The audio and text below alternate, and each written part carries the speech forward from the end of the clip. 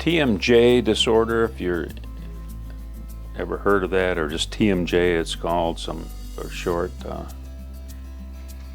refers to the temporomandibular joint, your jaw joint up here. And a disorder of that is usually anything that manifests itself as a clicking or popping in the jaw joint, or pain in the jaw joint.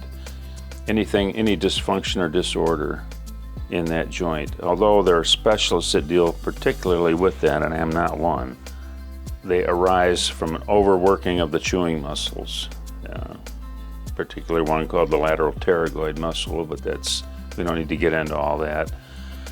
But the most innocuous treatment is to put the patient on some type of mouth guard while they're sleeping. It fits over your upper teeth. It's a flat plastic covering of your teeth and allows your jaw to go into a position where it's most comfortable and allows those muscles to relax while you sleep, as opposed to letting the teeth steer the muscles where to go. So in order to close all the way, your muscles of your jaw have to contract to shift the jaw a little bit, and that's usually where you see problems with in the temporomandibular joint, overworking of the muscles. That's probably 80% of it.